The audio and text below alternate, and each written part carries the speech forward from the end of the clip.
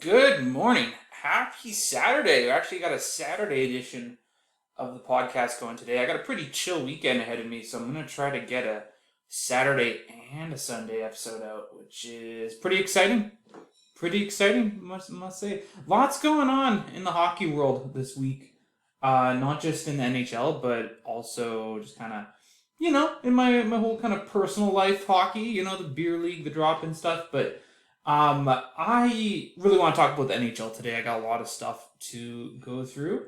A bit of a meta cast today too, because I've actually got the Buffalo and Anaheim game on in the background here while I'm recording. So I'm just gonna keep an eye on that. It's 3-2 Buffalo right now. Peyton Krebs just scoring a really nice, well, not really nice, just kind of cleaning up the trash on that goal, but man, this Buffalo team really, really exciting to watch. Seriously, I really hope this team makes the playoffs. I don't think they're going to, but the future is bright. I've said this before on the podcast too. Like this is a fan base that I think really needs some success. But yeah, no, I had something kind of weird happen on my kind of drop in hockey the other day. I wasn't gonna talk about it, but I'll maybe try to keep it a bit vague because I might save this for a different episode. But yeah, just kind of a weird conversation in the locker room. I don't really know these guys too well at all, and it was it was a little weird. I don't know. I don't want to get into it. A lot of just kind of wasn't very inclusive, let's say, and it was a little uncomfortable, kind of interesting, sort of seeing that too. But it wasn't really the right environment for me to say anything either. Like if these kind of conversations happen with like my team in the city, who I haven't played with them in like a month, and it's sad. I really really miss playing with those guys. But if something like that was said with them, I'd probably take the player aside and have a word with them, like, respectfully, right? But luckily, my guys are great, and we never talk. I never hear anything like that ever, And I think that's kind of what good locker room talk is all about, keeping it about, talking about hockey, talking about the NHL, maybe talk about your family, maybe talk about work life. Like it's and obviously just joking around, talking smack, like it's a good environment. I really really appreciate those guys. We got a really good locker room environment with my city team, I guess I'm gonna call them, because I'm in a small town now, an hour away. Snowing like crazy outside today too. Like, geez, I'm gonna have to still shovel some snow after lunch here. But hopefully the roads get a bit better here, and I can start making some games again in the city. We're getting closer to playoff time as well. We've got about 15 games left in the season, and we got to finish top 5 or top 6 to qualify for the playoffs. It really depends on how they plan on splitting it, because we're in an 11-team division right now. And I think we're sitting at 5th right now, but it's close. So every game is going to be really important down the stretch here. Again, I hope I can join those guys pretty soon, because I've been working on my game at the drop in hockey here. I'm pretty much like full-time defense now too, and I'm just I try to be responsible. There's like never a breakaway while I'm on the ice ever, but I think that's also because I play it a little safe sometimes. So yeah, looking to work on my offensive game a bit. I've noticed whenever I get the puck, like whenever my forward drops the puck back to me at the blue line when we're in the offensive zone, I find I always shoot it like right away, and I'm pretty good at finding the net from way up top like that. So not really a bad thing, but I've noticed I'm very much shoot first. But lately there's been a lot of my teammates have just been kind of like cleaning up the trash whenever I do that, and it works. So yeah, and a part of that's too, I think it's a confidence thing as well. Like I don't really trust my ability to control the puck too much, so I just fire it. I just get it on net, and I've been really good at that lately. So yeah, I believe Anaheim just tied it here, 3-3. Yep. Cool. Okay, let's get into it. Lots of NHL stuff I want to talk about today. I have just like tons of things I want to talk about on the podcast, but I'm going to try to keep it a bit current. I'm also going to be talking about the All Star Game this episode. I've got some takes on that, some hot takes, let's say. So I'm saving that for the end of the podcast here. First thing I'm going to do, first thing I want to do, I want to talk about my favorite team. They haven't given me too much reasons to cheer lately, but I want to talk about the Sharks, okay? All of my regular listeners at this point know that this is very much a Sharks podcast. This is what you signed up for. I'm just kidding, of course. I want to talk about whatever I feel like talking about, but today I feel like talking about the Sharks, okay? Because some stuff's come out this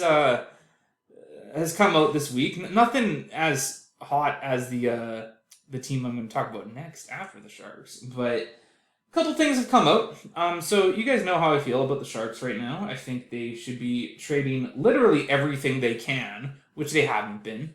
However, I understand that a lot of these like contending teams are really close to the cap. There's going to have to be some kind of cap gymnastics going on to make a lot of that stuff work. But, you know, the Sharks should be trying to trade anything they can. I know they came out and said they're not going to trade Hurdle. That's a good idea. I think they should keep Hurdle. He needs to be there to lead hopefully the surplus of prospects they have in the next few years if they make the right moves here. But a couple things came out. The first thing I want to talk about is the asking price for Erik Karlsson. Oh boy. So last episode, when I did the tanking power rankings, which by the way, I realized after I made a big mistake. I accidentally said that the Coyotes should not trade Chychrun, which is, that was totally just a slip up. I meant to say Keller. There's no way they're trading Keller. Disclaimer. So if you caught that, yeah, no. Chychrun should very much be on the way out. Kind of surprised that hasn't happened yet, but he's on the way out. It's no secret. So anyways, there it goes. Clearing that up. The asking price for Erik Karlsson, okay? And I mentioned last podcast that I don't think he's going anywhere. Maybe if he has another good season, maybe next summer, just based on the contract. Maybe this summer, who knows? Probably not, but yeah. And it came out that the asking price right now for Erik Karlsson is 3 first-round picks. Okay, and this came from a pretty credible source. It's been talked about on a few different hockey podcasts right now. 3 first-round picks for Erik Karlsson on that contract at that term at his age, which is 30-something, right? Yeah, 3 first-round picks. And, you know, I'm kind of on the same page with a lot of hockey podcasts, a lot of hockey YouTubers. Like, if they can get Karlsson for a first, that sounds like a win. You know, like it's 3 first. That's a lot.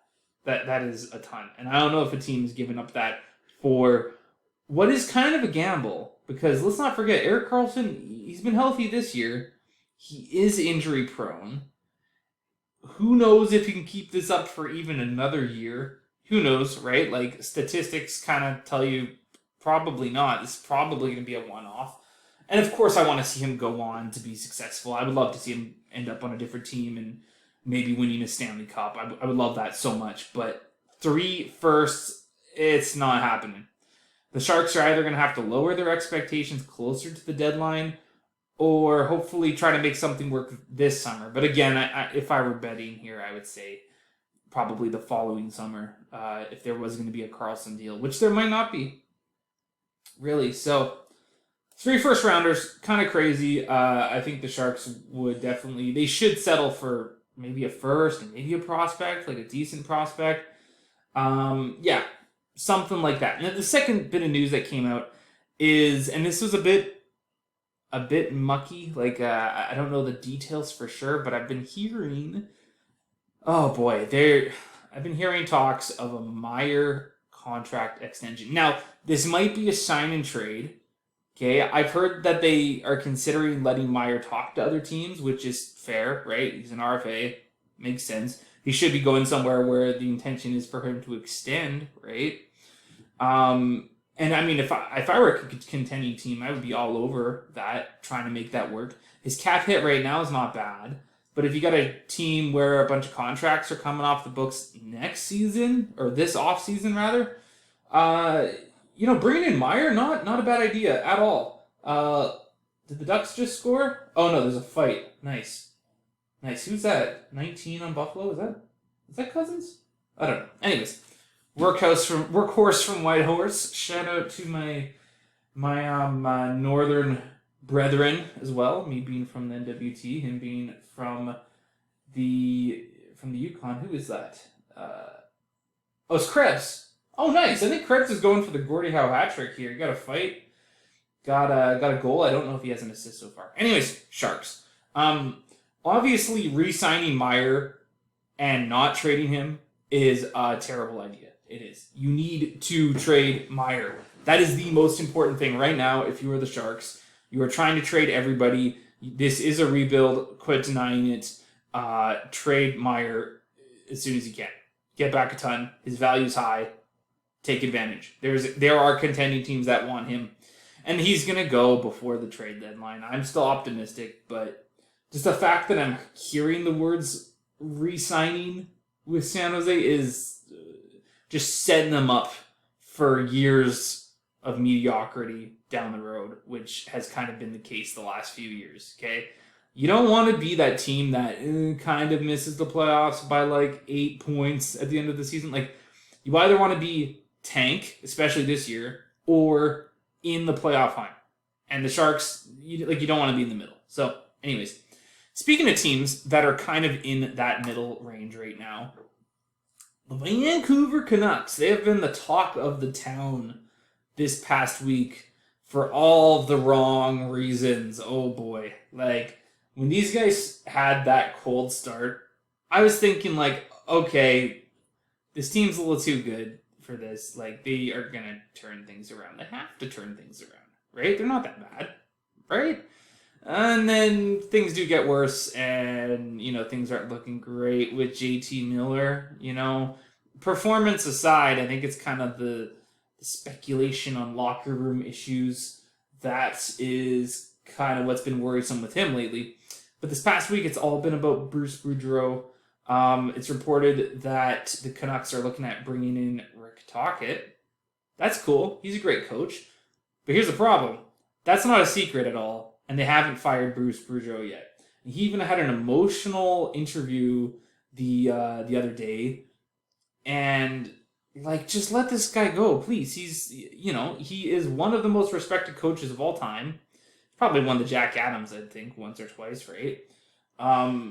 Just highly respected, highly praised, and it's so disrespectful just to keep egging him on here.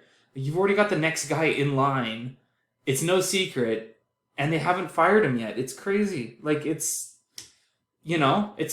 tough to watch. It's uncomfortable, really, especially if you're a Canucks fan. I feel really, really bad for Canucks fans having to go through all of this, right? And they're kind of on the cusp there too of okay, should they go full tank? Should they not? I don't know, man. They need to let Bruce Boudreau go, really, today. And even if Tocchet's not totally ready to commit, or maybe they're working out the paperwork, I don't know. Just bring someone in as interim, right? Bring up the coach from Abbotsford. Let one of the assistant coaches take over. Who cares? This team sucks anyways. Does it really matter who you have behind the bench for a week or two, or even the rest of the season? Honestly. If you have to bring in an interim for the rest of the season, then just do that. They're gonna suck. Who cares? What's the worst that can happen? But this is incredibly disrespectful to Bruce Boudreau. And damage has been done. They can't really afford to hang on to him now. Bruce Boudreau knows what's going on. He knows this isn't a secret. Yeah, this is terrible, right? These guys should be going full Bedard right now. The season is done. You're going to see on my next slide here. The season is done. Okay, they're not making the playoffs. There was hope a month ago, I would say. They wouldn't be on my pick. They wouldn't be one of my picks to be in the hunt for a wild card spot a month ago, but the potential was there, and now it's gone. Okay, this team should be full tank. They should be firing Boudreau. They're just in the media for all the wrong reasons right now. Horvat's still around. That's going to be so awkward for Horvat, too. Knowing he's on his way out as well, and they haven't worked out a deal yet.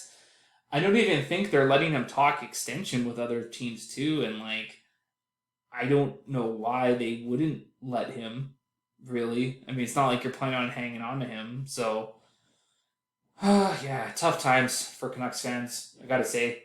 We obviously have a lot of Canucks fans around where I live, and it's tough seeing them kind of go through all this as well. So, anyways, gonna move on. I just realized I'm only at the 15-minute mark here, making pretty good time today. Much to say. I don't have too much to say about the Canucks, anyways. So, one thing I do want to talk about today is I want to take a look at the current playoff picture in the West and the East. I'm going to start with the West because I think it's a little more clear cut than the East. But I mean, overall, this is so much better than last season, where the only real playoff conversation was in the West because the East was pretty. It was pretty decisive right off the bat. There, it felt like the 8 teams that were making the playoffs were pretty set in stone early on, and then it was just a matter of who's finishing where. So it's just a matter of seeding. And then this year, in both East and West, it's very interesting, which is cool. So, going to start with the West. I want to talk about first which teams are done. Which teams are just done for the season. And I think when you look at the standings in the West, pretty much any team, Vancouver down, is done. Okay, Vancouver is sitting at 39 points at the time of recording this. They are 12 points back from the Colorado Avalanche, who have the second wild card right now. And they're also tied with Calgary in points right now. So, and you have, 3-4 teams you have to hop? Like, Vancouver's done. Okay, and they're trending down. And their best player this season is probably going to be out the door pretty soon.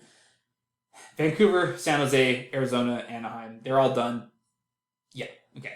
But it's the other teams where it gets kind of interesting. So you got Nashville, you got St. Louis, Calgary. They're all on the outside looking in, but it's close. It is close. But you got to remember, too, these teams have to leapfrog other teams if they want to get in. So, yeah, it's a bit tricky. And then in the wild card spots right now, you have Edmonton in the first one with 55 points, and then, again, Colorado with 51. Tied with Calgary, but they got 2 games in hand over Calgary right now. And yeah, it's pretty close. It might be best to kind of look at which teams are sort of solidified in a playoff spot right now. If you look at the Central, Dallas is making it. Winnipeg's making it. It's going to be interesting which of those 2 teams finish top of the division, or if a different Central team gets into that conversation. But I think it's going to be between those 2. And I think that's awesome, really. Winnipeg missing the playoffs last season. They're back in it. I think everyone knew there was a good team there. That was just kind of a one-off thing. So I'm really happy to see Winnipeg back in it again this year. Minnesota's in a spot too. You got to think they're going to finish in a spot as well, but I don't think they're quite as comfortable as they would like. But they've definitely gotten hot this season. I know they started a little bit mediocre, so yeah, we'll see about that. The Pacific's kind of weird. So it's really close near the top. You got Seattle with 58 points, you got Vegas with 58 points, and you got LA with 56 points. And then you have Edmonton right on their tail with 55 points. So you have 4 teams with 4-point difference between them. Oh, sorry, no, a 3-point difference between them. So very close. I mean, by the end of next week, even Edmonton could be in first in that division. That's how close it is. And they've won 5 in a row, so who knows? And they have the best player in the world. So, that doesn't hurt either. But yeah, the Pacific's tight. The Central, not quite as tight, but, there's definitely a lot of intrigue there. Okay, so who's in, who's out? So Dallas is in, Winnipeg's in. I'll say Minnesota's in. Yeah, sure, why not? I like the team. I like what they have going for them. They've got some young players that are developing really well too. So, yeah, I'll say the top 3 in the Central for sure. I think Seattle's gonna make it. Really, what a great team! What a fun team to watch. They're not really that much risk right now of falling off. Same with Vegas. I think even if Stone is going to be out for a while, I think they'll at least be able to at least maintain a wild card spot at worst. So Vegas is in. I've said this on the podcast before too. I don't know how much faith I have in LA. Yeah, especially with Edmonton right there. Calgary should turn it on. I mean, I don't know how they haven't really yet. I don't know. I've been waiting for this team to figure it out, and they haven't. Their away record is not great.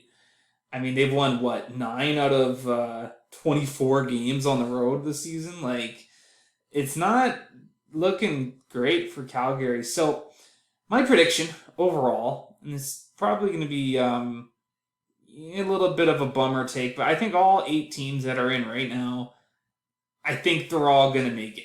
And the order's going to change, of course. But I think all 8 teams are going to make the playoffs in the West right now. So, yeah, not really a hot take at all. I think the question is who wins the divisions. Who knows? But, yeah. So, anyways, kind of a bummer take. Yeah. All right, I'm just flying through this episode here. Let's take a look at the East. Okay, my cat is very sad that I have the door closed right now. Any cat owners out there know that if cats could have it their way, they would always have every door open in the house all the time. Even if they don't go in, they just like having the access to go anywhere, it seems. So, anyways, he's a good cat. He's not like yelling at the door or anything, but you can tell he's bummed out. But luckily, I'm making really good time on this podcast. It's going by a lot faster than I expected. Let's take a look at the East, though. Okay, so the East are quite a bit closer, really. The playoff picture is, I think, the more interesting of the two. Okay? So first of all, Columbus. Okay, to me, Columbus is the one team that is 100%, no question, they are out of it. It is done. It's been done for a while.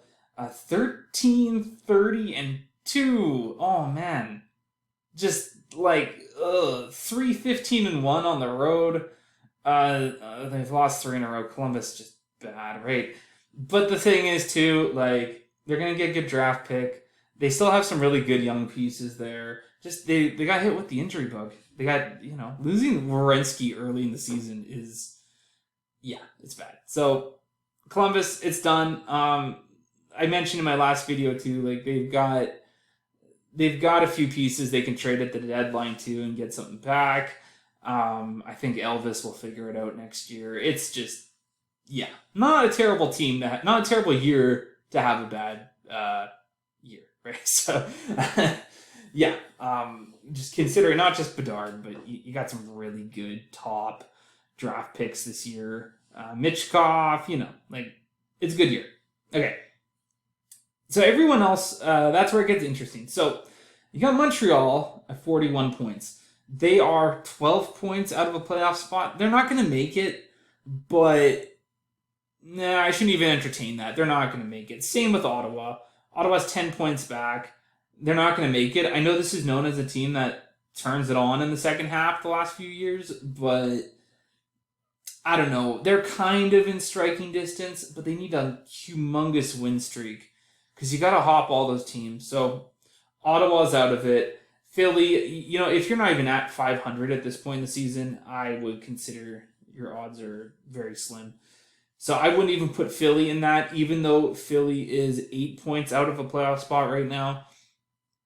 You don't just need to win games. You need other teams to lose games. So Philly's out, but, I think Philly could make this season a bit more respectable by the end, but do they want to when there's Connor Bedard? Right? So, and I don't even know how many trade pieces they have either. I think it was kind of tough coming up with some stuff last episode, but who knows? Maybe they can move JVR. Who knows? Detroit, I just considering who they have to jump in the standings, I don't think Detroit is getting in. I don't think they really have a chance, but I don't think this has all been like a terrible season either. These young players are making some strides, so And then from there, I think the rest of the teams have a shot. Okay, so the 3 teams on the outside, Islanders, Florida, Buffalo. I think those guys, they're all still in the hunt. Though, Buffalo really needs to figure things out, really. They've been letting some games get away from them, and it's just, they've got to win. They got some games in hand on the teams they're chasing, but they've got to figure it out. I mean, they're even having a bit of a tough time with the Ducks right now in this game that I have on. Second intermission right now, too. So, yeah, Buffalo, they're still in it. We'll see. I would love to see them make the playoffs, though. I'd be rooting for them like crazy if they did.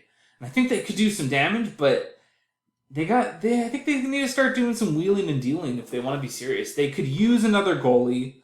They could use another piece on the back end.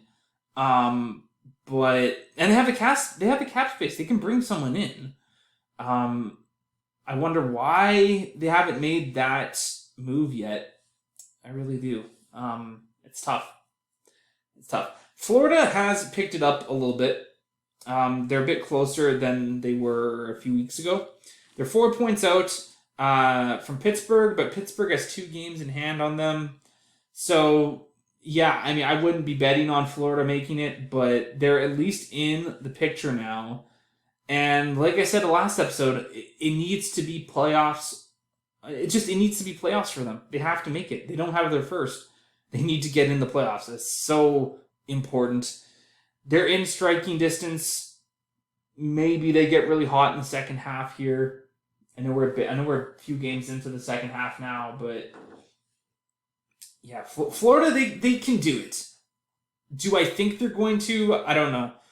Especially since those three top spots in the Atlantic are locked up right now. I'll talk about that in a sec, but I don't know. And then the Islanders, they're right there. They're 2 points back of Pittsburgh, but Pittsburgh has 2 games in hand on them as well. So it's close. Islanders, right there. I think they'll be right there till the end of the season. Can they jump any other team? Well, let's see.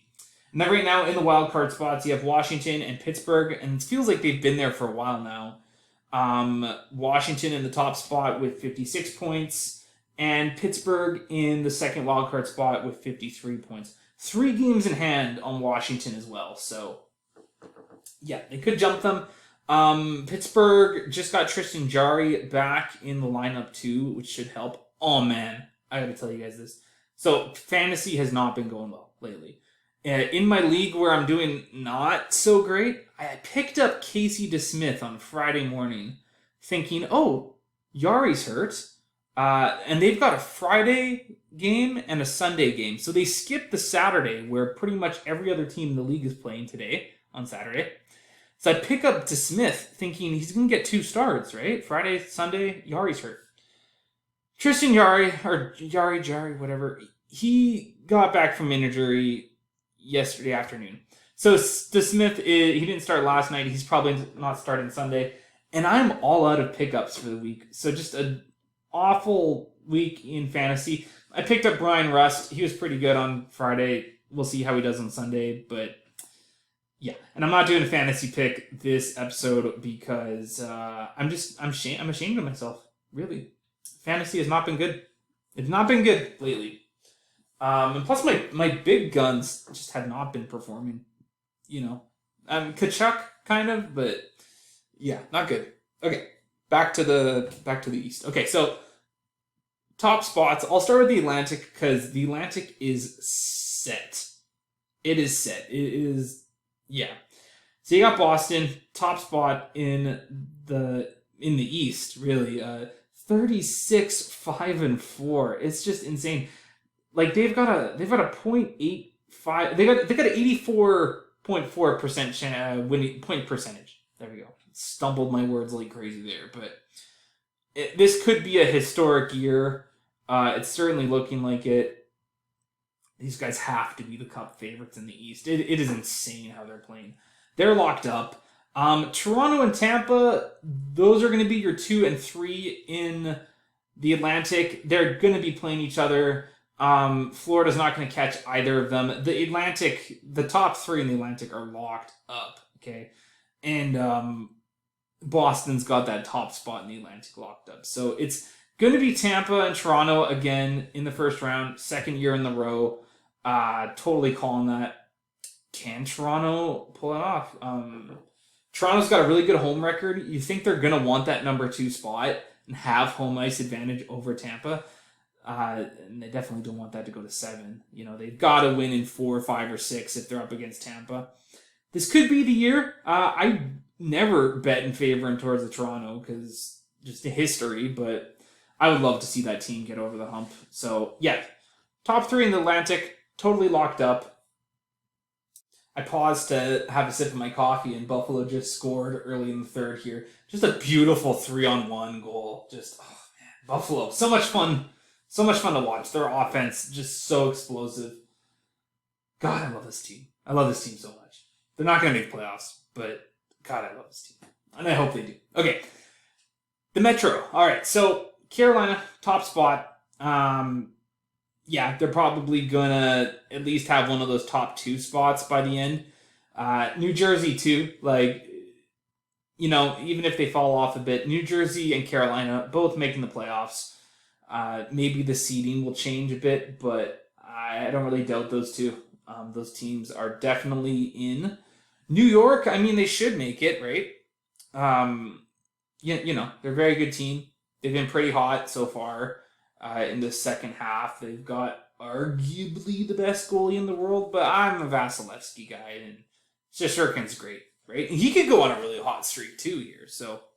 Yeah, they're in every single trade conversation. There's lots of talks about trading Lafreniere, which could look bad, but might be the way to go. I don't know, because, he's so young. I think he should still turn into a really good hockey player, but people just don't have the same kind of patience they used to with players like that. So who knows? And this is a team that is win now, right? So, yeah, they should make the playoffs. Even if one of those teams falls to a wild card, I think the top 3 in the Atlantic, the top 3 in the Metro, they're all making it. The order's probably going to change a little bit. I think the real question is which of those 3 teams could jump into a wild card spot. And you know what? I know the Islanders have not looked hot lately, but I think they get in. I think the Islanders, they're not missing the playoffs again this year. Sorokin is too good. He's clutch. He is going to lead this team for the rest of the season here, and he's going to get them in. It might be that number 2 wild card, or maybe even number 1 wild card, but they get in. The Islanders, I'm predicting they get in. Who falls out? Probably Pittsburgh, really. I think maybe Pittsburgh Islanders, they switch spots by the end.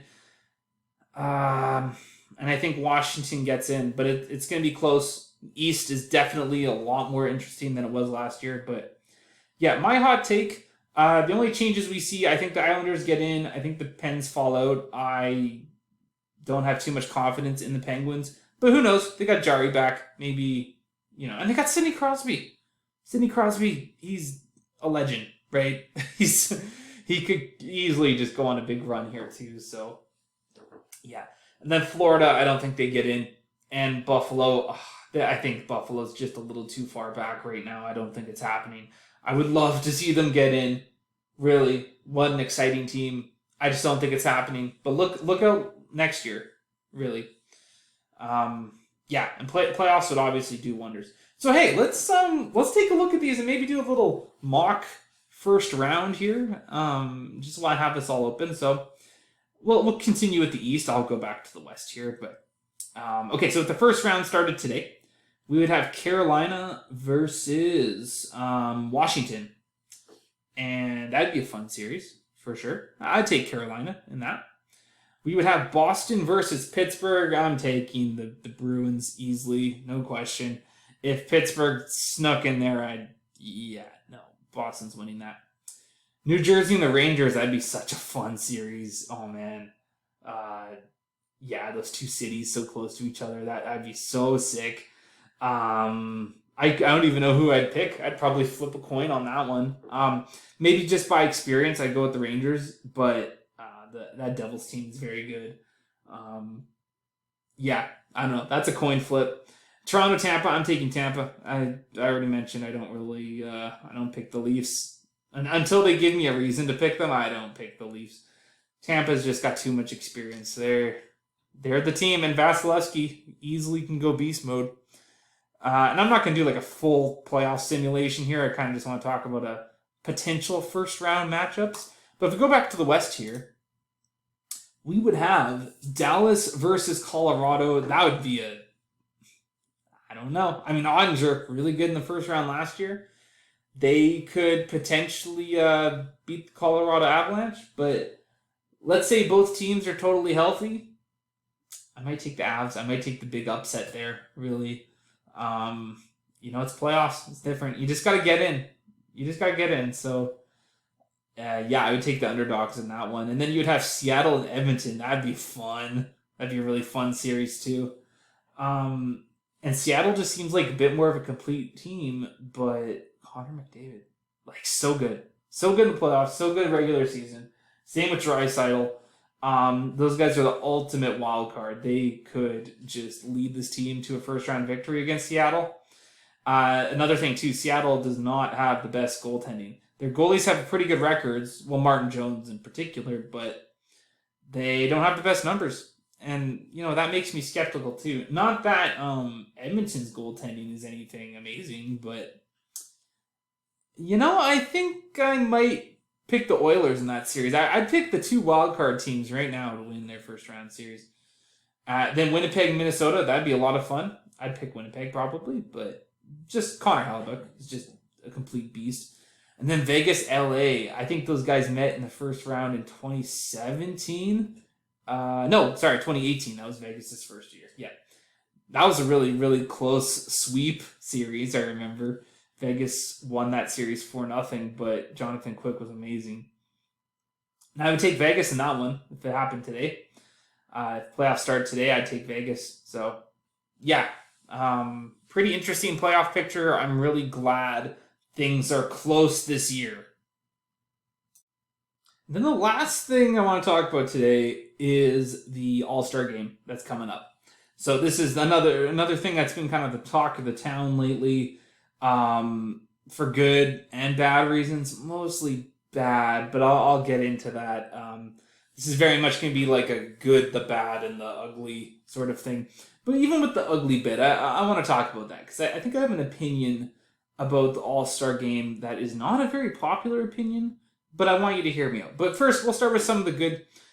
Those new jerseys, this year's All-Star jerseys are absolute fire. I love them. These are the best All-Star jerseys they've had in a long time.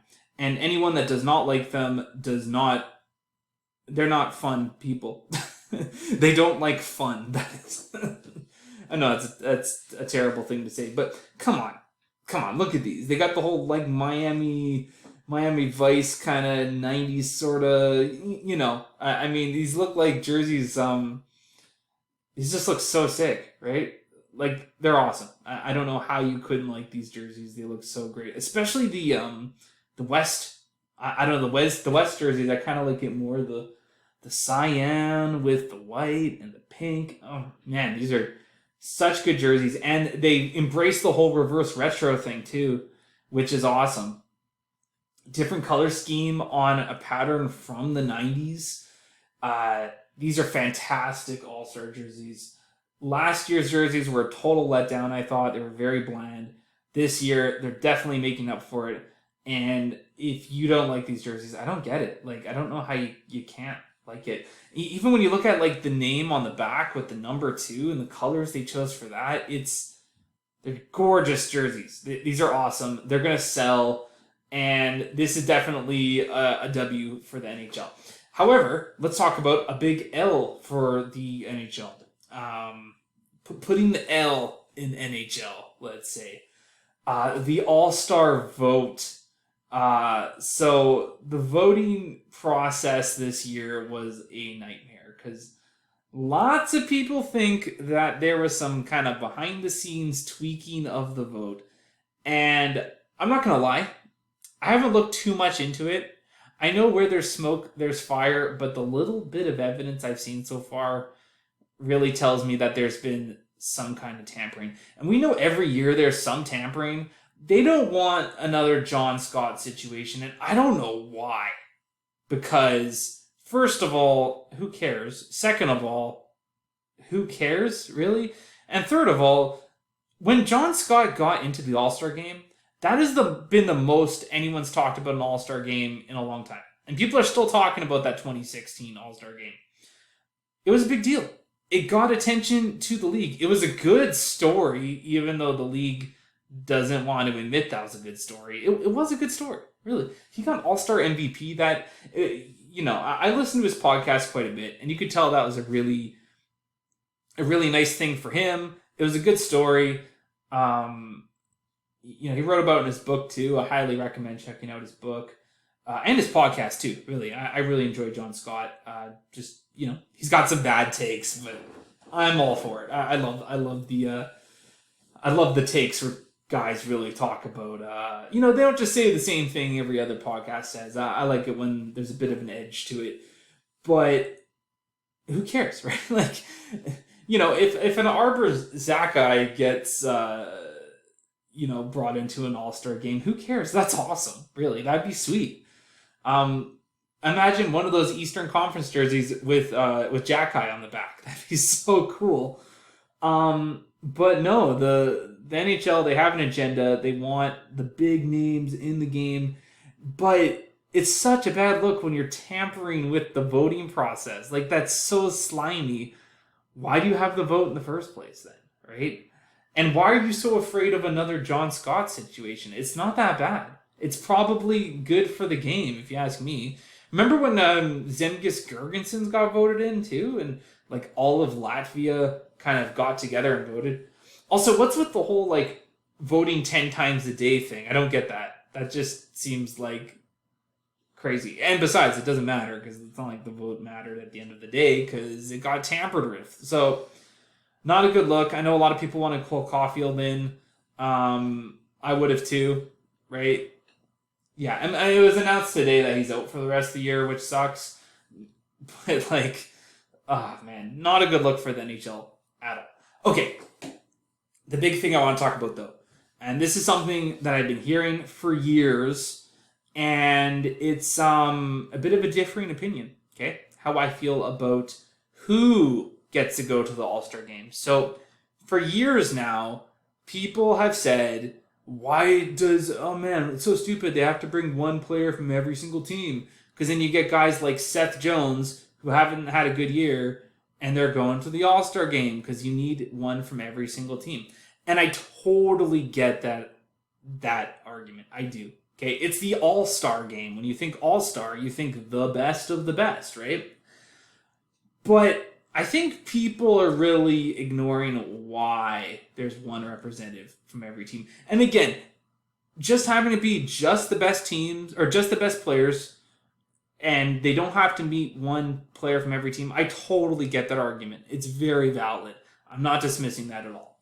I'm just trying to provide a different perspective. So, the likely reason why they have one player from every single team is because the All-Star game, it's unifying all 32 teams for an event. And the only way you can really do that is if you have one player from every single team. It's more of a community thing too. And think of it this way as well. Like, pretend you're a fan of the Chicago Blackhawks, right? It's been a terrible season. They're full tank mode. Taves and Kane are on their way out. It's not been a good year. There hasn't been a whole lot to look forward to, even though their arena is always packed every Chicago game I watch, which is kind of admirable, right? But they haven't had a lot to cheer about. Now imagine if they didn't have a player go to the All-Star game on top of that. Like, you're left out of that event as well on top of having a bad season. Same could be said for Columbus as well. They're having a bad season. Imagine if they didn't even have a representative at the All-Star game. I think, I know this is not a good, this is not a popular opinion, but I do think with that in mind, just the fact that the All-Star game is a gathering of all the teams, every team has a representative, I think that's important enough that they should have one player from every single team. Okay, I do get the other argument. I totally get it, right? It's all-star. These are star players, the best of the best right now. Totally get it. Totally fair opinion. I get it. But at the same time, I think people need to look at the other side too of why there's one player from every team. And at the end of the day, like, the best players usually get in, right?